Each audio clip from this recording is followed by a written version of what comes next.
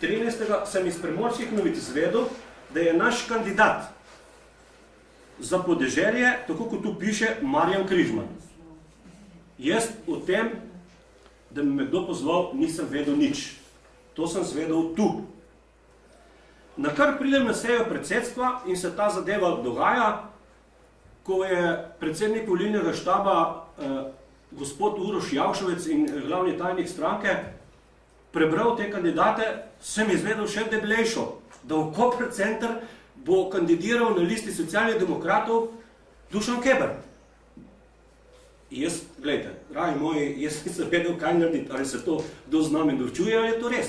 Očitno ta zadeva res. In pol sem se prijavil k razpravi in debatiral te zadeve, tako da zadeva je pač tako stekla, da sem jaz te vse stvari izvedel ali iz lokalnega medija, ali bodi si direktno na samem predsedstvu.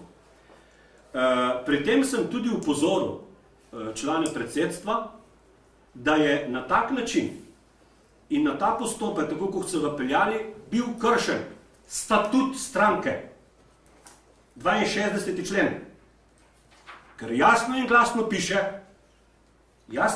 piše, da lahko kandidirajo članice in člani. In še povrh tega, pravilnik o postopku za določanje kandidatk in kandidatov ter kandidatnih list za volitev v Državni zbor Republike Slovenije in tako naprej, ker je kršen 5. in 6. člen. Ker jasno in glasno piše, da morajo se dogovarjati in uskladiti z lokalnim volilnim štabom. Tu piše. In to je bilo kršeno. Statut, ponavljam, in tale pravilnik. To je kakšen pravilnik? Pravilnik o postopku, ne, to je pravilnik, ki ga je sprejelo predsedstvo na 13. redni seji 26. augusta 13, ki je vezan na statut stranke. Tako, v postopku o določanju kandidatk in kandidatov ter kandidatnih list za volitev v Državni zbor Republike Slovenije, Državni svet Republike Slovenije, občinski in mestne svete in tako naprej. Vse vam lahko ga skopiram, pa vam ga tudi dam. In še povrh tega, glede na to, da so ti kandidati bili izbrani, imamo tudi kriterije, ki jih je tudi svet stranke oziroma predsedstvo stranke sprejelo. Mi za te kriterije nismo bili seznanjeni nobeden. Se pravi, na podlagi kakšnih kriterijev so bili imenovani ti kandidati, mi v Kopru pojma nimamo. In tega nismo imeli pogleda, ne možno diskutirati nobeden od nas. To je bilo naključno delano vse preko mene kot predsednika lokalne oziroma območne organizacije Koper, preko predsedstva in vseh organov, ki jih imamo. Mimo, ne preko. Mimo, tako je, ja, mimo, se opravičujem.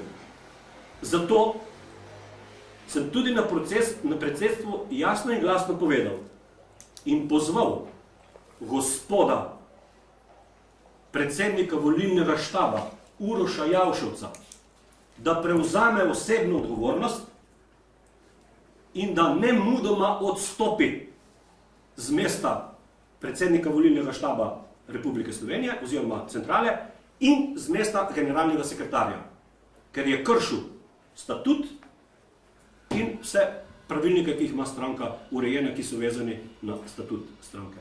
To je petek 13. Petek 13. Dobili kakšen odgovor? Nič nisem dobil nobenega odgovora, nobene razprave ni bilo, tudi potem. Na konvenciji stranke sem, ko se je to končalo, sem tudi obrazložil, da bom glasoval proti tej listi in sem tudi glasoval proti. Na konferenco se nisem udeležil, me je pa ogromno kolegov, članov predsedstva vleklo po seji predsedstva za rokav, ker sem zagrozil, da bom storil to, kar se je zdaj zgodilo tiskovno konferenco, da naj tega ne počnem. Če zaključim, Socialni demokrati v Kopru smo uporabili vse demokratične poti, se držali svojega statuta, svojih pravilnikov glede tega in smo tudi se držali tega, da smo stranko še enkrat pozvali, da se odzove in da stopi zraven, da se pogovarjamo o teh zadevah in tega se ni storilo. Zato smo tudi tiskovno konferenco prenesli, ker je bilo rečeno včeraj, na danes, ker smo čakali, da do danes do 10. ure s pozivom smo jim dali kot nek ultimat, da hočemo, da se pogovarjajo z nami glede tega. Ste dobili kakšen odziv do danes? Nobenega odziva v Koper nismo dobili. Ne v pisarno, ne jaz osebno.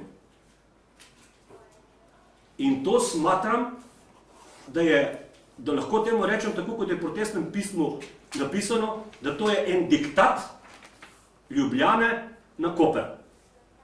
In tega Uroša Javšovca, trenutno predsednika volilnega štaba in generalnega tajnika stranke Socialnih demokratov, je treba nemudoma ga odstraniti, zato ker dela en kup let dela že težave tu nam v Kopru.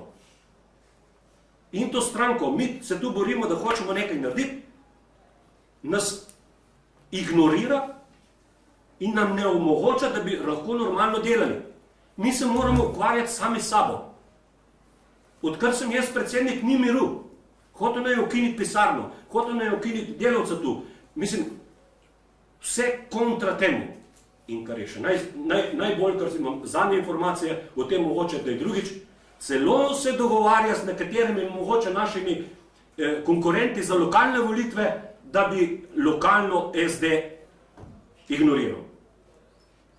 In to imam informacije in bom na to tudi kdaj sklical tiskovno konferenco in bom to tudi predstavil.